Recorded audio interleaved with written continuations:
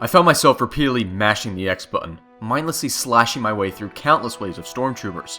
The action would be abruptly interrupted by an incoming cinematic, a signal of poor design. A game of hallways and pointless collectibles always awaited me every time I booted up the 2008 software, remind me of an archaic design that may not be too appealing in the world 8 years after the fact. Freaky faces always took precedence over a respectable art style that would have stood the test of time today, but then I would always see a silver lining. Moments where the game shined way more than one would expect from the impression that you get after seeing this galaxy far, far away in action.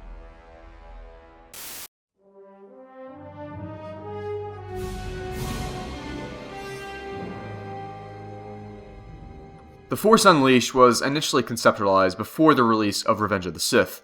For at least a year, there was nothing particularly concrete about LucasArts' next AAA Star Wars game, as the beginning work was generally just constantly working artwork. Surfacing from that concept art, though, was a particular image. That image depicted the power of the Force, a major plot device within the world of Star Wars. This is where the entire basis of the game would derive from. It was a physics-based mechanic utilizing the Force. This technology was by far the greatest hurdle LucasArts' development team had to deal with, especially considering it was releasing with many different versions for literally every platform of the era. Yes, even the N-Gage. Remember that thing? Yeah, I try not to either. The primary editions for Xbox 360 and PS3 would be released in September of 2008, the PC version coming more than a full year later in 2009.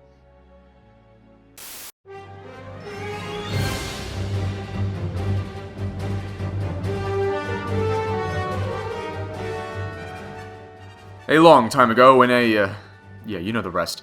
This is the world of Star Wars after all. In between Revenge of the Sith and A New Hope lies the golden years of the Empire's reign.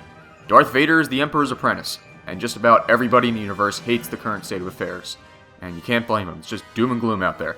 The Jedi are running extinct, and now there's little hope for any outliers who want to prove against the Empire.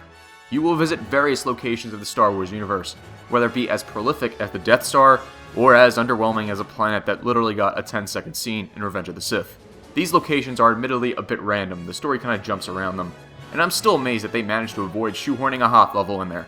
Yeah, you know what, save that for DLC. But the world itself actually isn't a highlight of The Force Unleashed.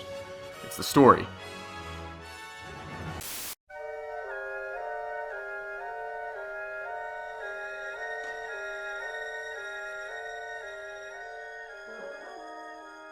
Meet Starkiller, Vader's secret apprentice with whom he encountered as a child after killing his Jedi father before his eyes back on the planet of Kashyyyk. Starkiller is trained in the dark side of the Force by Vader, and once he's done growing up, he's instructed to eliminate all of the remaining Jedi. Vader hopes to eventually use him in hopes to overthrow the Emperor, but once Starkiller starts to proceed with these commands, he gains a conscience towards his actions. Now questioning his previous allegiance to the dark side, he sets out to make things right with the people he knows he can trust.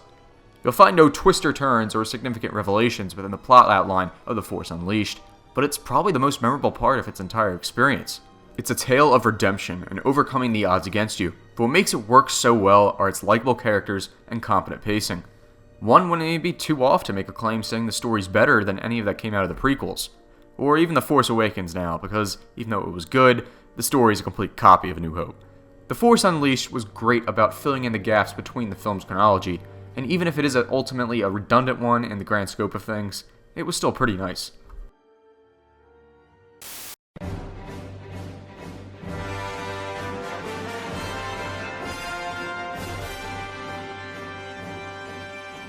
Do you like God of War? Because The Force Unleashed is kind of that kind of game. A 3D hack and slash title, though most people like to call the genre character action, which I've particularly hated, but you know, suit yourself.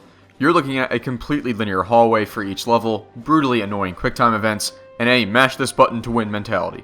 However, leaving it at that would be admittedly underselling the package.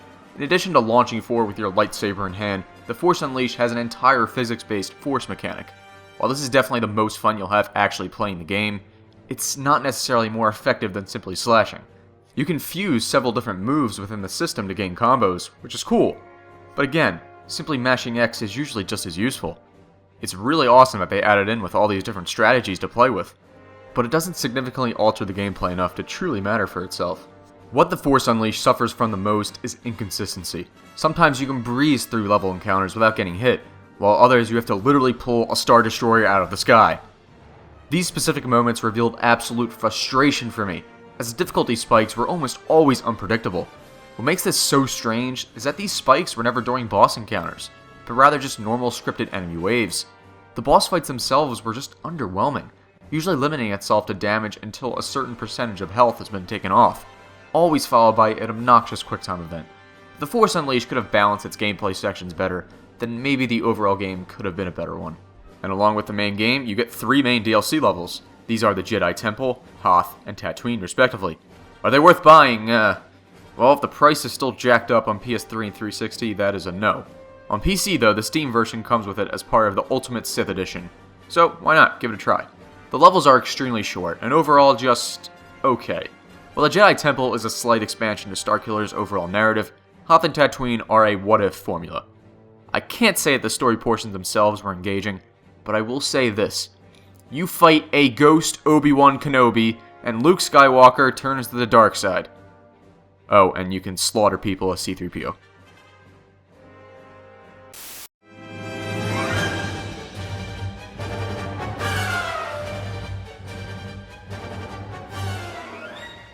Nearly 7 years have passed since The Force Unleashed saw its initial release on the PC. Even though my current PC is obviously overpowered for this aging title, this port is by all means atrocious. It's filled with glitches, sometimes audio would completely cut out, and the interface is laughably bad. I understand that these are not as prevalent issues on the console editions, but this just goes without saying that PC is a technical mess here, and it's just a result of being a horribly optimized product. Now let's overview the game's entirety. Has The Force Unleashed aged well as a whole from a technical perspective? Well, that answer is more complicated than I assumed it would be. On one hand, the art direction isn't stylized enough to hold itself up, and the graphics just don't look good at all in 2016. On the other hand, the John Williams-inspired soundtrack is awesome, and the voice acting is still rather impressive. Graphics can be forgiven considering it's an old game, so aside from the unfortunate amount of glitches and poorly designed aspects of the PC version, though I admit I still cannot fully say the console versions are flawless as I don't own them, the game is surprisingly fairly confident in its technical quality.